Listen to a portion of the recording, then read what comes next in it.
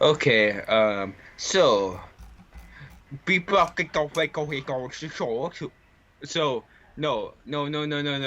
I that's what Mr. V is going to heal. And we can get rolling.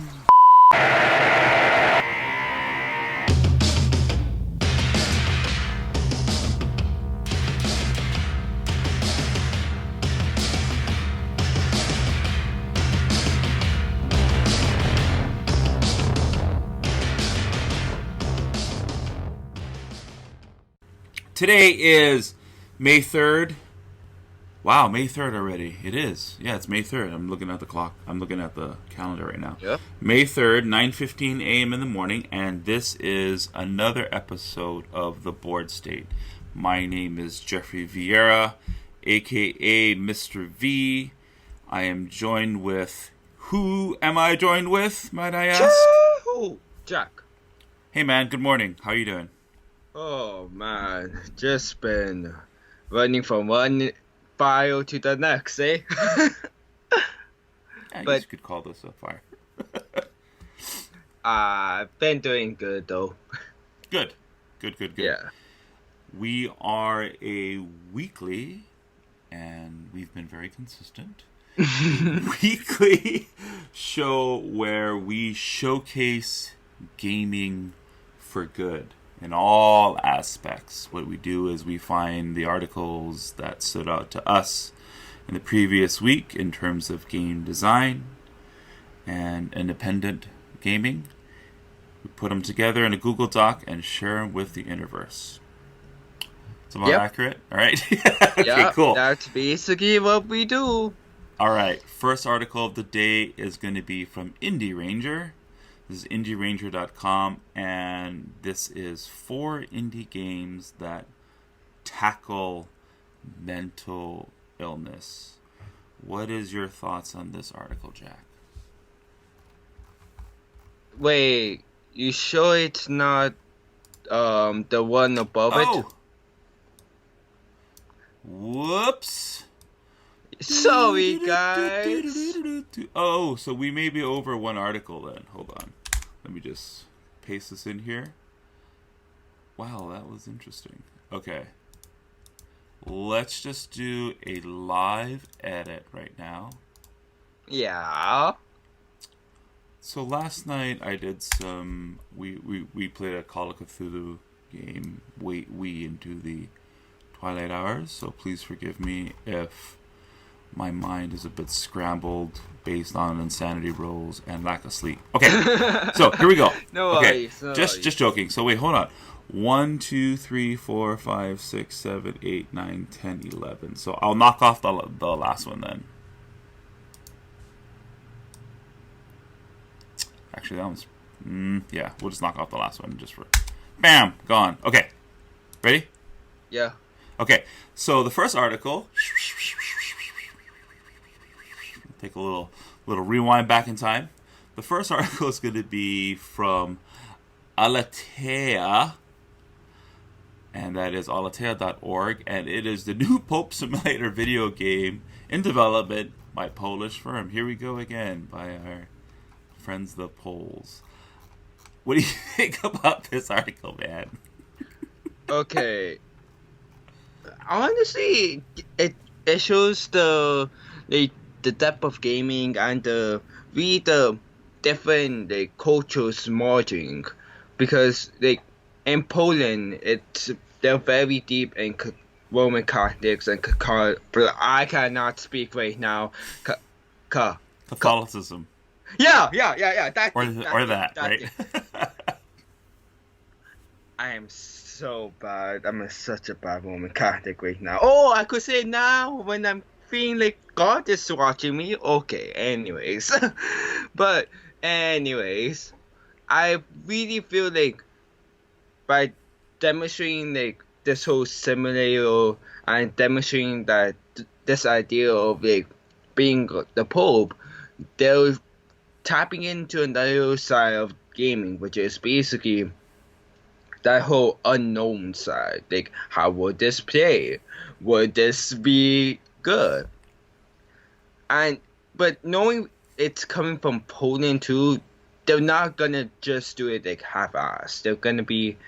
They're gonna go like full way by researching and stuff like that. Yeah. Yeah. Cool. So this is a full-on Pope simulator, as Pope players will find the demands of, this is right from the article, as Pope players will find the demands of the office take its toll on their stamina. In order to replenish themselves, they must visit the chapel and meditate in prayer. Zawadisky went on, that's the designer, went on to note that the playstyle of this game will be much different from other titles, give players a chance to run their own kingdom or country. So you are trying to, yeah, you're basically running the papacy, right? You're trying to curate world peace, as the Pope. I think that's a really cool idea. And at first, really, it's, you read it and you kind of chuckle, wow, Pope Simulator, okay, whatever. But actually, yeah, Pope Simulator. Why not? Why not President Simulator, right? Rather than just running a company or a business or something like that, to give you an insight of what it is to be part of that office, or in this case, the papacy, right? Yeah, I think it's cool, man. I haven't played it. I just saw this article and read up a little bit about it, and I think it's really great. Make decisions that will weigh on the fate of humanity, support the crowds, plan the church's strategic actions through faithful envoys, and manage your travel around the globe. Fight for peace. So, another thing to note is that the article also mentioned this. The Pope has no military or economic power behind him. So, yeah, re-emphasizing that whole idea of, like, you want to play as a pacifist as much as you can.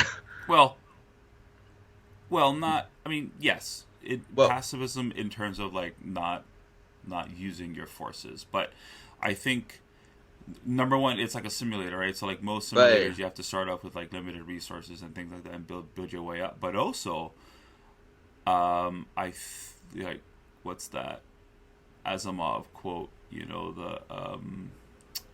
What is it? Violence is the last act of doo-doo heads. No, that's not what he said. But basically that it's how do you like a lot of like and a lot of the reason why I don't like Marvel films so much is because it's might make right. So it's like if I can punch you harder, my rule works. Whereas like Neil Gaiman's stories, you have to.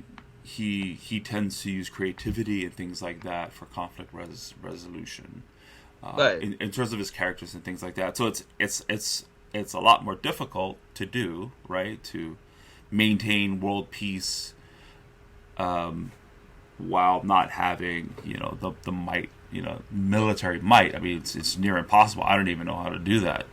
But yeah. So I think it's really, really cool. So by pacifist approach, I'm talking about by that quote, I'm guessing they will want them to be playing as the current Pope, how he plays. Instead of, I want to say, the second Pope before him, he had a major corruption scandal, like involved with the mafia and stuff like that. Whoa. You heard it here, folks. I don't know about that, but I appreciate the comment. As long as you don't go into like Illuminati, fish symbols. So, guys, if you just turn the triangle upside down. Yeah, there we go. Okay. I think we're a little. This is not the Pope Simulator show. Okay, so that was a new Pope Simulator video game in development by Polish firm. All right. Hey, deja vu. Next article is by Indie Ranger, and this is 4 indie games that tackle mental illness. Your thoughts, Jack? Okay, I'm gonna support. No, but for real, it was like a lot. All four of these games tackle it, but they do it in different ways and different routes.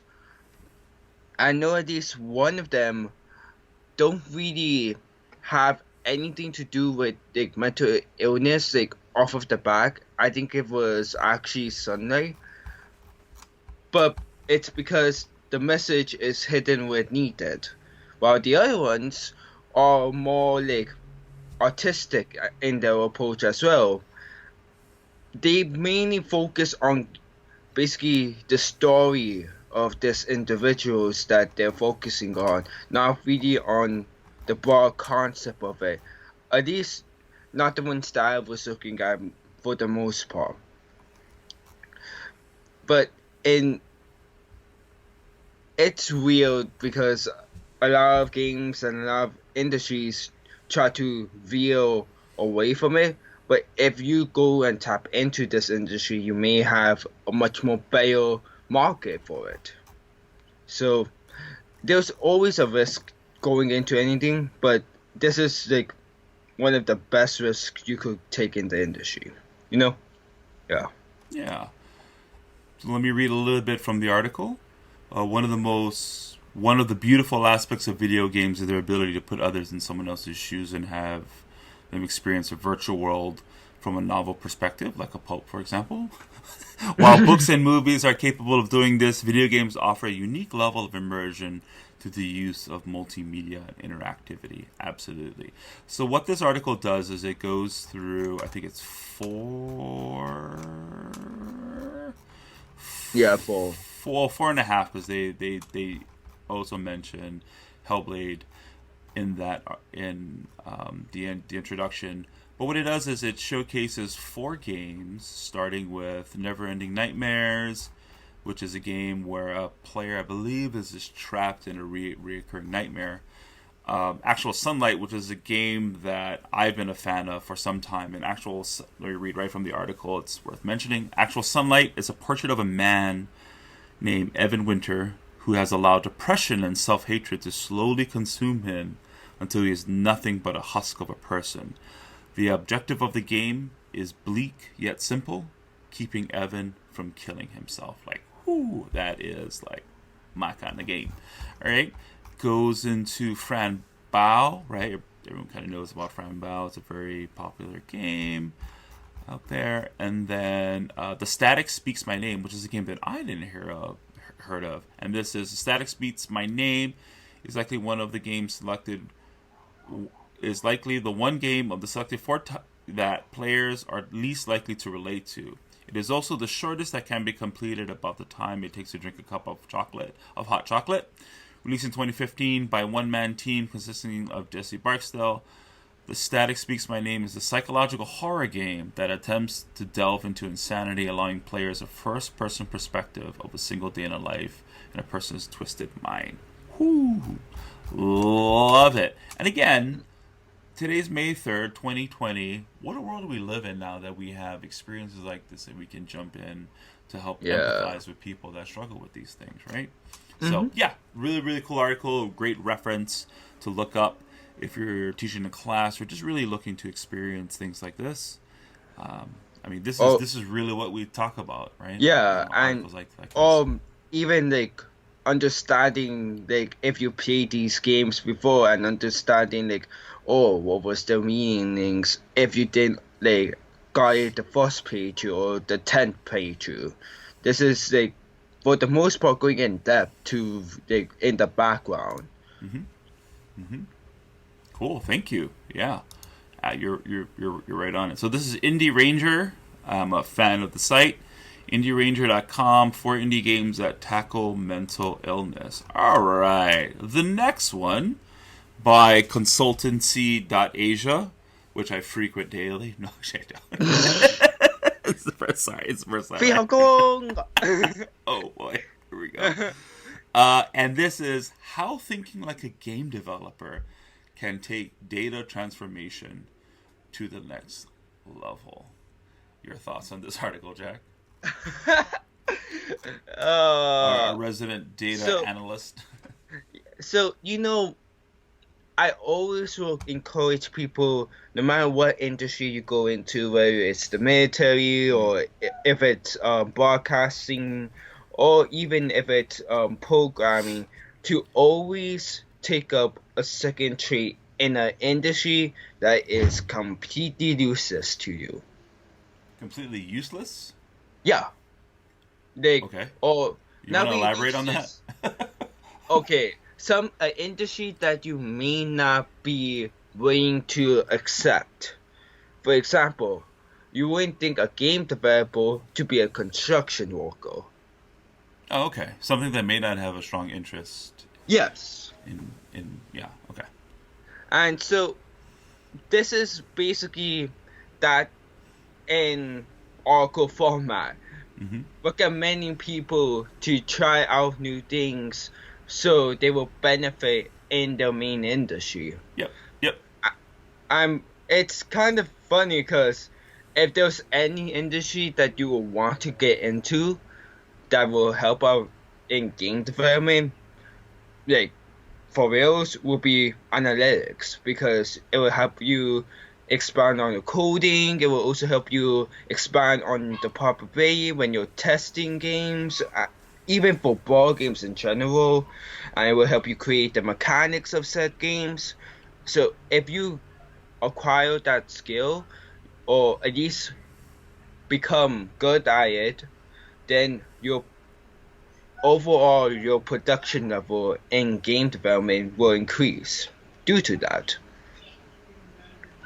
Yeah, Because you're absolutely correct, and that's really why I put this article in our notes, is because that's exactly what I wanted to bring up. Thank you, Jack.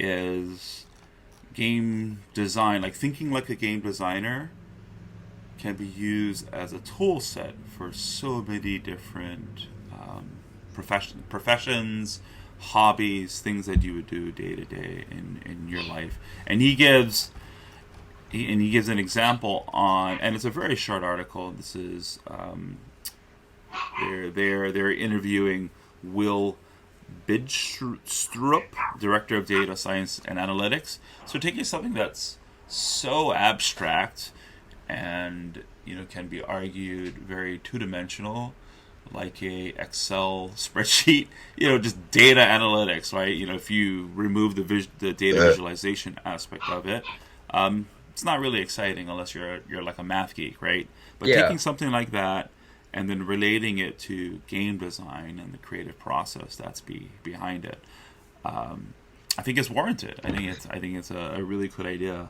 to use game design as a tool for anything really, yeah. from And cooking to data analytics. so another thing that this article brings back memories of is an article we did a while back, and it was talking about, I think, the failure of games, Mm-hmm. Mm-hmm. Yep.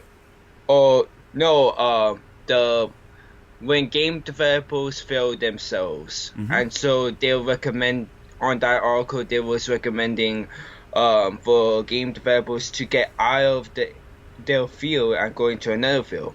Yep. This is another article basically sharing its same roots, even though it's more of an interview format.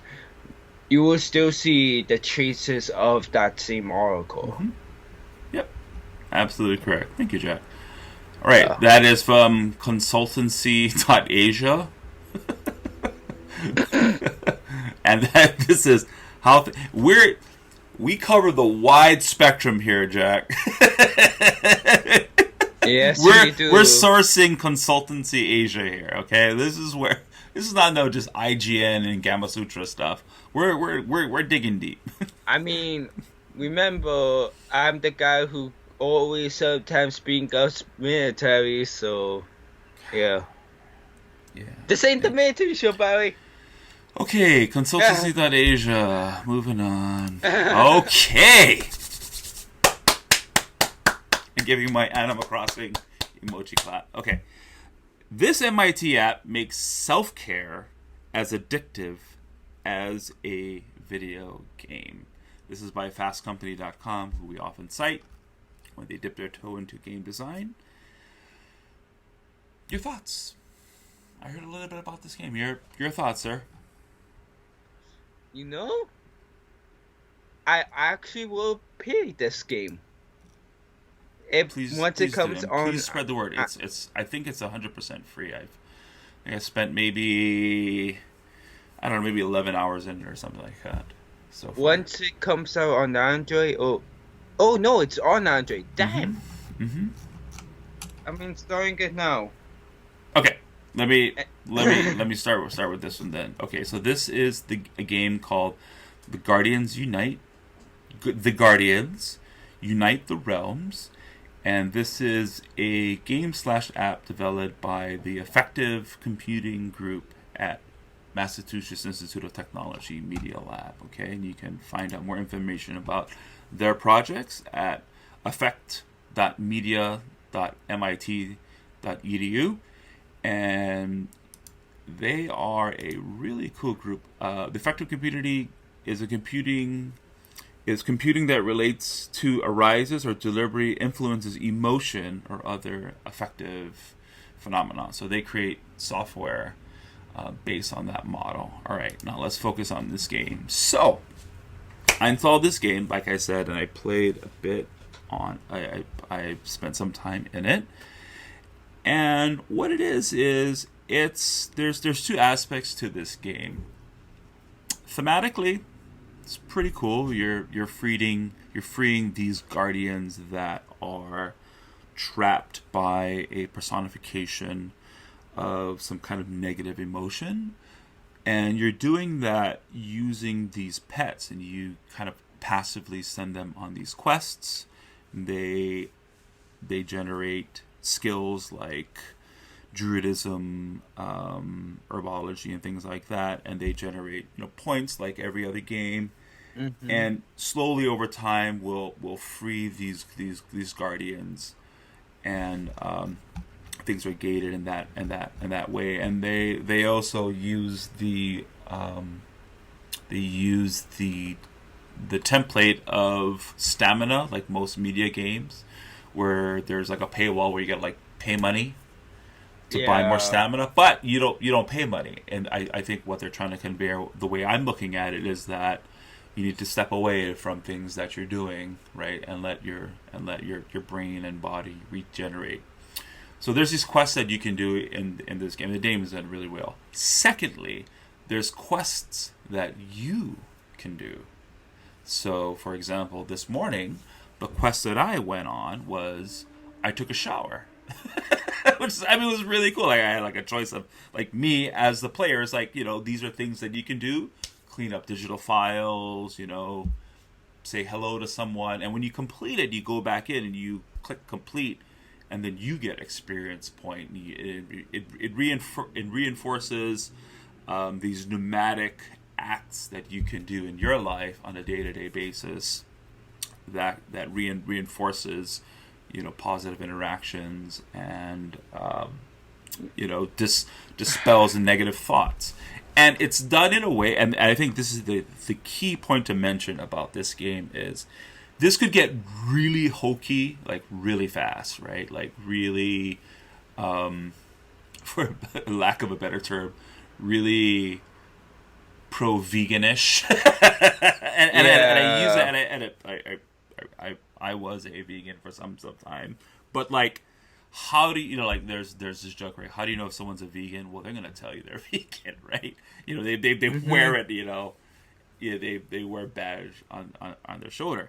But it doesn't. It's not hokey at all. The way they present these quests, or I think they call them adventures, and the way they reward you, is done with not just care, but uses really good game design techniques. You know what I mean? Yeah. Like these guys know what they're doing. They're not just social workers that are trying to make a game. These are like game designers that are using these things. So in the article they reference Pokemon, right? Because you're collecting these like creatures and things like that. It's super cool. I love it. I read some reviews on the iOS store. Some people just turn it on just to listen to the music in the background and continue to work. The music is very tranquil and soothing. And it's a well done game. So your surface level thought so far? That you haven't played the game yet. I haven't played the game yet. You went through the article. I do want I didn't know if they have microtransactions because it was a mobile game or not. Yep. I will prefer them if they would try instead of microtransactions instead of maybe a donation because. Well, there is no microtransactions. There's no microtransactions whatsoever in this game. Zero. There's no microtransactions. So I thought you could pay money to recover stamina. No.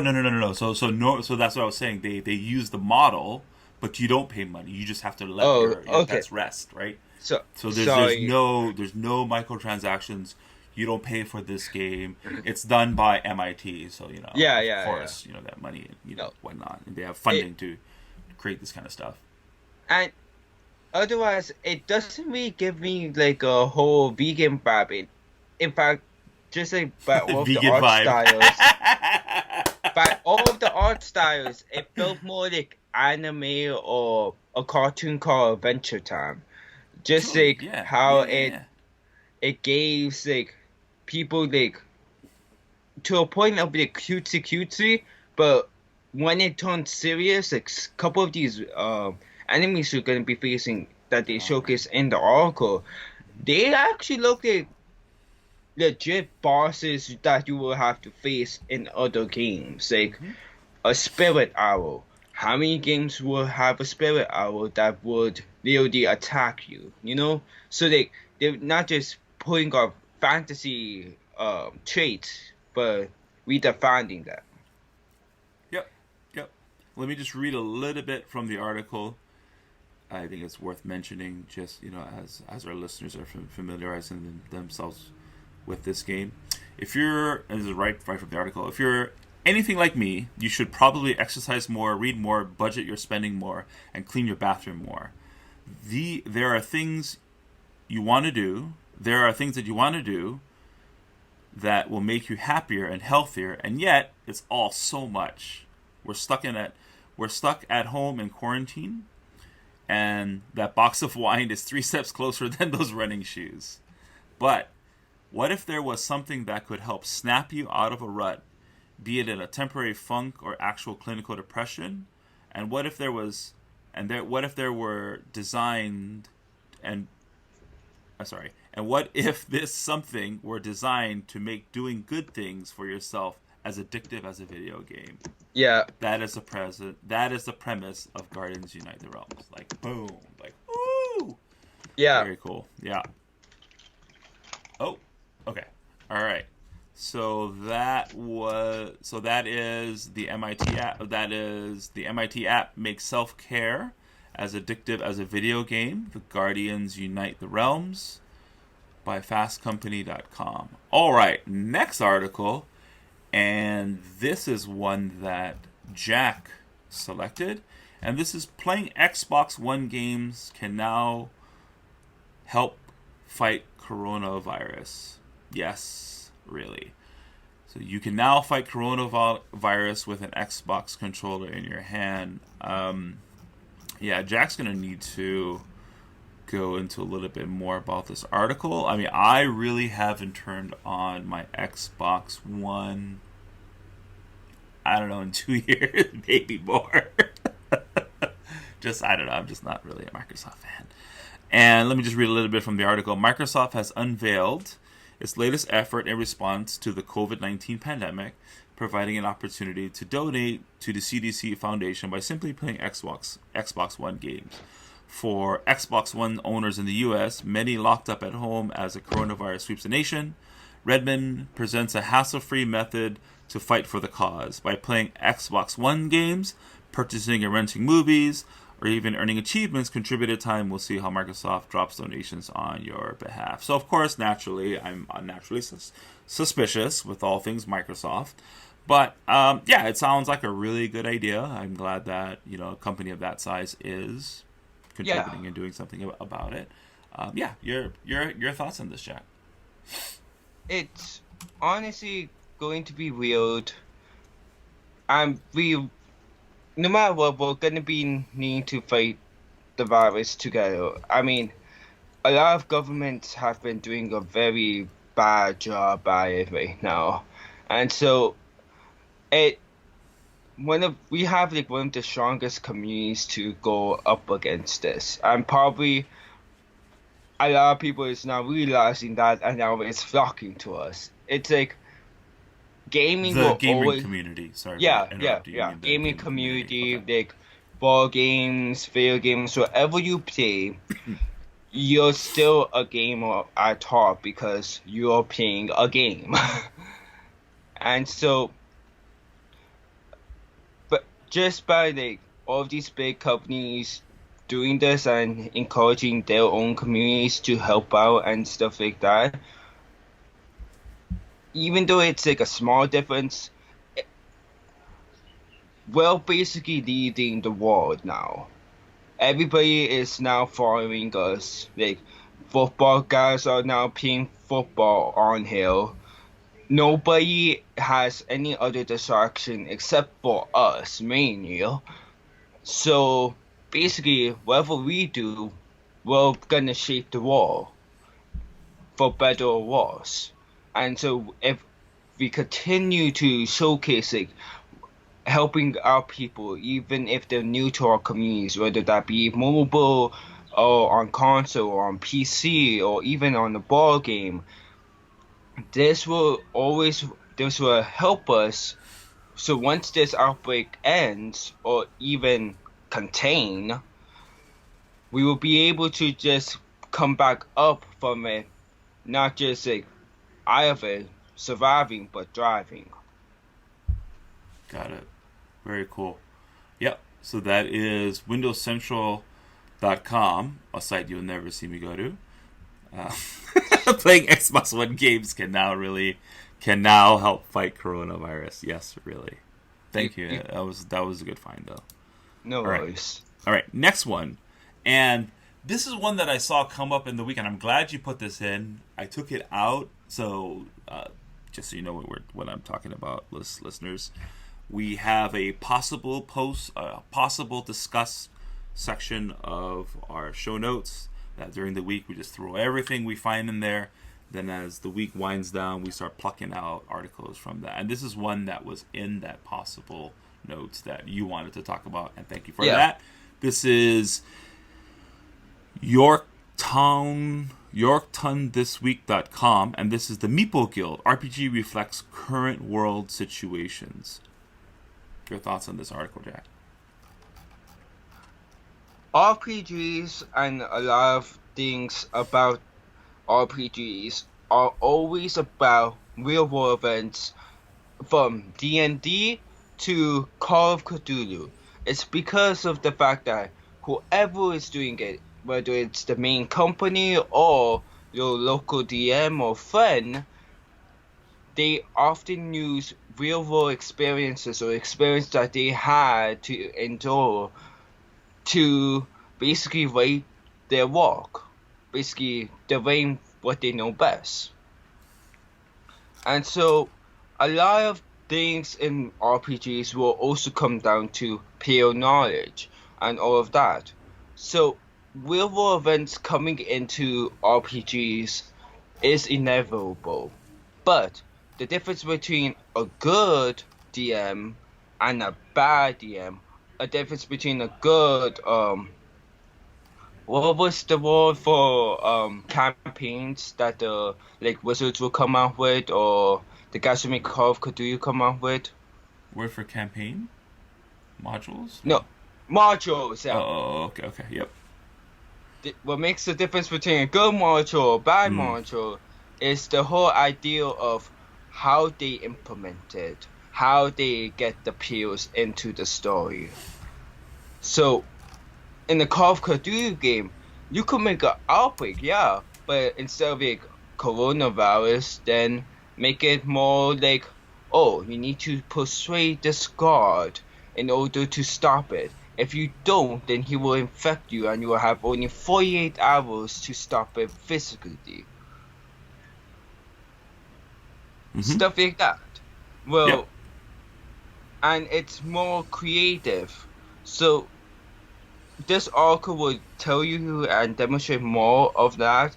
So I highly recommend it if you're going into like RPGs or even DMing or just creating a character for the first time and wondering how would like a DM approach like real world events. Yep. Yeah. Now so the game is called Shadows of Mogg, Shadows of Mogg Lines, and this was funded on Kickstarter, designed by Paniotis Lines, and it is a page right out of the OSR or old school revival RPGs. And let me read a couple of points in this article that really stood out to me.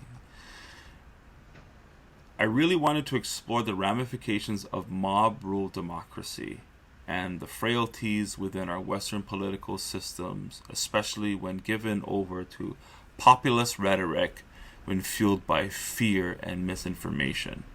I tend to find most role-playing games are designed pretty individualistically in terms of how the mechanics play out.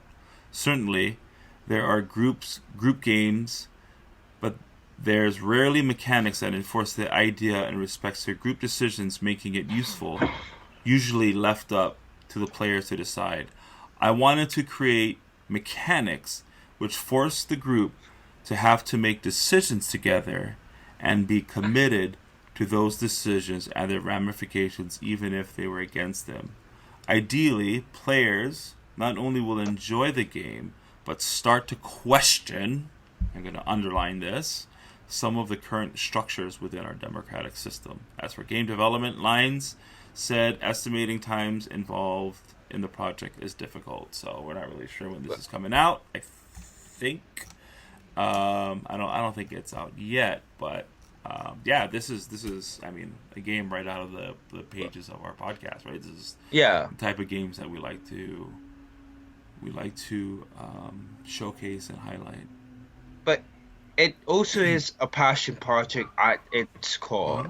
Yeah. The change is there, but it's mainly about players and their experience as a group, not really the event itself, just how they gauge the event. So the fact that he's already making that as a difference should give you a good sign that this game will not be as like big on like, oh, this is a big event that you can't solve and you can only solve by topping the government. This will be a fun module to make, or fun game to make. Why am I saying module? Okay, cool. So this is from the Yorkton this week, and this is Shadows of Mogg by Paniotis Lines. Please check that out when it comes out. All right, next article is show us your indie games in the new monthly digital big indie pitches. This is such a cool article. This is by pocketgamer.biz. Your thoughts on this article, man? Woo! So this is another way where gamers are united and trying to come together to help each other throughout this whole coronavirus. And this is just another empowerment article. And so, but if you're like article, nice. If you're like us, indie developers, and however, unlike us, who has the blessing and honor to work with a publisher, then this is a great opportunity that you must take up right away, because these guys will allow you to basically pitch to the, not only to them, but to the world, but have the spotlight on you. basically giving back that opportunity for a 1v1 conversation. Of course, it's gonna be real. Of course, it's gonna be difficult because instead of a 1v1, it's actually 1v. What is it? 5.5 million, 5.5 billion, trillion. Who cares? Okay, but it's just that if you are having struggling times, like getting people to get to your game or even play your game or buy your game, this is the best place to do so right now. Yep. So it's happening Yeah. June 8th to Friday, June 11th. And then they're going to do a mobile version on Wednesday, July 15th. And yeah, it's just what Jack said. It's the big indie pitch. It's you can, and I never really heard of this before I read this article, but I'm assuming it's just a way for indie developers to meet up and pitch their games. But now it's just moving to a broader online platform because of the situation that we're in now. Yeah, and it's really, it's called. Of course, there's gonna be a lot of like people going into this. If not, then get on Hill. But I mean, like, if you don't get on Hill, then don't worry about it because this thing ain't gonna go down sleeping. Coronavirus and stuff like that. It's still going to be a fight. So you're gonna have multiple opportunities like this to pitch your game in a new environment, in a safe environment. Because as much as you're talking about your game in front of the wall, at the end of the day, all of the guys who will be talking about their games on Hill are fellow indie developers that are struggling right now with you, that are facing their own stripes with you. So this will be a good thing, no matter if you don't get to it, just to check out when it comes out. Yep. So that is Show Us Your Indie Games and the new monthly digital big indie pitches on pocketgamer.biz. I haven't been on that site for a while. I need to check out what stuff they got on there. Okay. Next article is, so this is an article by guess who? Jack. This is the ledger.com, and this is very, very relevant. Nice find. And this is Take Me Out to the Virtual Ball Game. What is this article about, Jack? Okay, so people are so no. That's what Mr. V is going to, because this is talking about football, baseball, basketball, and soccer / European football. And so, yeah. But it's just talking about all I'm of this. a huge sports fan. I don't know what you're talking about. Name the current winner of the Super Bowl. The Super Bowl was Tiger Woods. Awesome. You passed with 5 colors. That's what I thought. Thank you very much. I'm sorry for interrupting you. All right. Go ahead, Matt. Oh, man. And of course, it will be this article. I think I might be able to answer that one, sadly enough, just because I saw so many cars driving around with with a flag. What was it? Okay, let's take it. Was it the Patriots? Wrong. Oh my gosh, no. Okay, I'm so wrong. I'm just gonna shut up now. I just remember seeing because it's like, and I brought this up before, where they believe the people that follow these teams believe like that's their team, right? Like they belong to this herd, to this tribe. They're so bought in, so they have like stickers on their cars and flags on their cars. Like, I mean, I'm not from Britain, but I love to watch Liverpool playing their matches. So you're talking about like real football, not gridiron. Yeah, like Oh, European football. I love soccer, dude. I love soccer. It's just yeah. Anyway, let's steer back before we get into This another ain't the tangent. sports podcast. This is the Yeah, gaming. rugby, soccer, I love it, but just yeah, American Yeah. stuff is just okay. Okay, please tell us So about this article. it's basically showcasing a lot of these sports organizations like the MLB, or otherwise known as the Major League Baseball, that runs Wah all wah um wah wah wah wah. see guys, I'm uh, sorry. Okay, go. the NFL, FIFA, all of these organizations are still trying to adjust to the pandemic.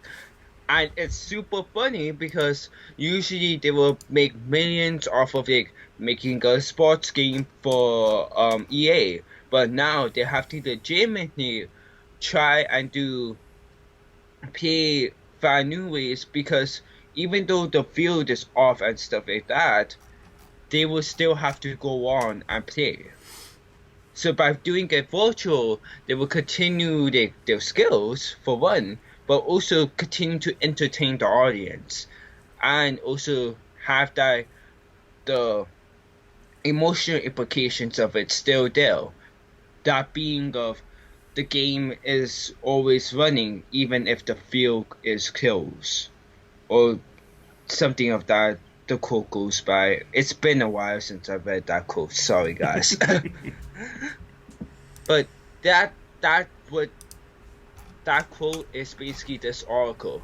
They're trying to say, even though the fields are closed, even though the sports for the most part can't happen, the leagues are trying to make it happen, and by doing so, donate their earnings to those who are needed most. For example, several of the teams in the MLB has been donating their funds that they made through these alternative sources to like the Boys and Girls Club and stuff like that. Basically bringing more change into the community, and in the hopes to work together. Gaming for change, basically. That's That's right. Gaming for change. Thank you, Jack. So this is Take Me Out to the Virtual Ball Game from theledger.com. All right, next article. This is actually a really good find, Jack. And this is NYPD's 103rd Precinct to host first ever gaming event for youth to discuss COVID-19 crisis. And this is on QNS.com. Jack, what is this article about? whoop, that's the sound of the police. Whoop, whoop. Nah. Basically, this.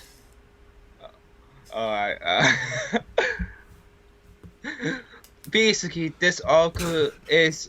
God, dude, it's so ridiculous. Go ahead, please.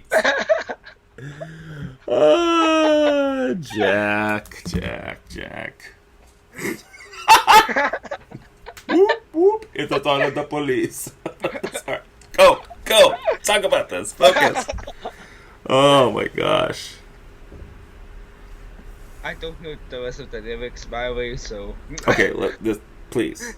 What is this article about? Basically, like how we was talking about, many schools and many leagues are trying to find ways of getting community involvement, getting people to be entertained, getting the love of sports in. What we didn't see as much is student leadership and the effects this outbreak has on them and on basically the future leaders of sorts going into the next generations. And so, but the New York Police Department conducting this, especially though the current restrictions are falling back down, but that the fear of an outbreak or fear of a resurgence is still here. By them doing this, it will allow not only for the gamers to come in and showcase their skills, but also for them to interact with people they may have not realized. For example, GRTC, because their main focus is community involvement and helping people. How a cadet feels compared to a gamer feels in this outbreak, or how a class president in our high school that is not gonna have a commencement ceremony, and she is their speaker. How does she feel compared to a gamer? These ideals will come up in this way, but it will be in a respectful manner, and it will allow people to come in from all walks of life. I'm not too sure if there's like a registration. Well, it's done. It happened on the 28th. Well, I wasn't too sure if there was like a registration for it when I saw it, but it was just basically showcasing the idea of community involvement through gaming. Even though the Division is seen as like a pretty violent game to many people, it can still hold its benefits through communication or through how it relates to real world events. Vision is such a good game too, man. Yeah, I know. Very good game. Yeah, very, very cool find. You can find out more about them on their Facebook, which is facebook.com/hot97official. And then Facebook. So this was sponsored by Logitech. So you can go facebook.com/Logitech or do a Logitech search, and youtube.com hip-hop gamer. Awesome find, Jack. This is really, really cool. Again, in the situation that we're in, it really warms my heart to find things like this where people are banding together and using gaming as a vehicle. For support, right? Just as much as this is an empowerment article, this also demonstrates what we probably talk about throughout this day. Basically, history has its eyes on the gaming community as a whole. So we could really determine whether or not stuff could happen or not. Mm-hmm. So yeah. All right. NYPD's 103rd Precinct did host first ever gaming event for youth to discuss COVID-19 crisis. Hopefully not the last one. And that is on QNS.com. Last article of the day by AGC.com, which is the Atlanta News Now. This is... What is it? What is the title of this one, Jack? Anna Cannon quoted player's mother? No. The naysayers are coming around. Actually, this is another really good one. Sorry. So this is the naysayers are coming around. That should be the name. That should definitely be the title of this cast. Thank you. Okay, what is this article about? Well, back in my day. You are old enough to say that now, sir. You're old enough to say that. That's right. Shoot. But no, in all seriousness, this is talking about how everybody, no matter how much they hated gaming, no matter how much they fought with gamers, they now have to be like, beep. They're making a difference, and I'm not. I'm also joined with them. Beep. Yeah. They're helping me with all my problems, and I have been trashing on them all my life. Mm-hmm. Beep. Yep. It's kind of like the world flooded with water and used to make fun of boats and people that use boats. And you're like, man, I gotta get a boat now. Who do I find that can show me how to use a boat? And I'm, even though this is talking about esports, like we mentioned earlier in this article and several times, well, not article, podcast, is that this will affect every part of gaming. Mm-hmm. Even if we look at esports, there's several different versions of that. There's the mobile esports, there's the board gaming esports, and then there's esports. B-sports. Yeah. Exactly. Yeah. But in all naturality, a lot of the leagues, like the NFL, FIFA, like we mentioned earlier, has been going on esports. And a lot of people has been losing esports, such as the Precinct that we mentioned just before this article, to help them talk about this, to help them elaborate and understand what's going on, or to help each other out. This article basically is the anticipate of today's podcast. If there's one article you will want to read before you die, before you get married, before you get laid, it will be probably this article, my friends. Actually, yeah, you're very, very true. Because once this outbreak is done, it's not like all these will get forgotten. Wow. We have video recording evidence. We have text-to-speech evidence. We have a lot of evidence to say, okay, World Health Organization, when you said once you illegal us again, keep in mind we was helping you guys. So. Whoa. All right. That is the Naysayers are coming around. Atlanta News. That was our last article. Our question of the day today, so we picked one we wrote randomly, is when you are playing games, what music do you listen to? And this was by Mosura. You want to go first with this, Jack? Yeah. And you can use both video and or board games. I tend to diversify music. Okay. So depending on like what I'm doing, I may play like the Beatles, for instance, or maybe play more like retro indie cyberpunk film music, nice. Or maybe EDM, or maybe an Eminem or Josh Lucas. Like I have a diverse range of music, from Christian country to Fifth of June 95. Oh, I mess up the song. Anyways, Sabotage. All right. Okay. All right. Thank you, Jack. So it just depends, really, is what I'm hearing. Okay. But I will always play Sabotage. Okay. For me, I am a crazy music nerd as well. And I don't listen to music when I'm playing video games. Only when I'm playing Dark Souls, I'll put a soundtrack and I'll listen to dark ambient. I'll create a playlist with dark ambient stuff and listen to that as a backdrop when I'm playing Dark Souls. But other than that, I don't listen to any music when I'm playing video games. I like to absorb the soundtrack of what I'm playing.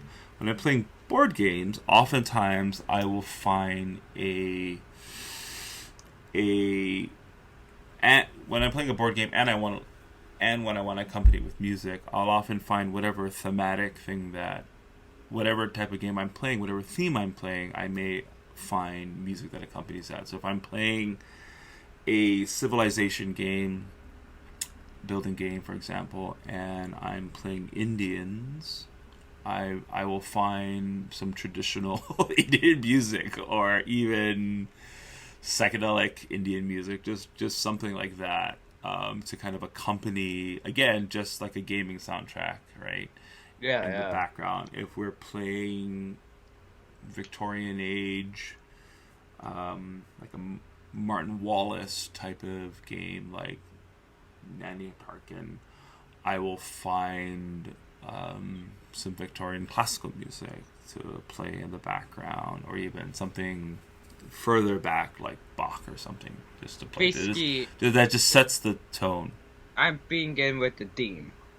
Yeah, just aligning the theme to whatever we're playing. Okay, where can they reach us, Jack? Not the KGB this time, I hope. Okay, so you could reach us at Never mind. So basically, you could reach us at theballstate@gmail.com and or the Ball State on YouTube. Did I mess that up again? I feel like I did. Anyways, just making some notes on time signature to beep stuff out. Thank you for more work for me. No, you're right. So theboardstate@gmail.com. That's theboardstate@gmail.com. Send us some questions, concern. You want to talk to us, whatever, please. That's the email to use. If you want to support us, please go on the DEAFKIDS.com. We have only one product still up, but you will close to see some description about us and how we walk. Stay safe. Also. All right, that's going to do it. Thank you so much for listening.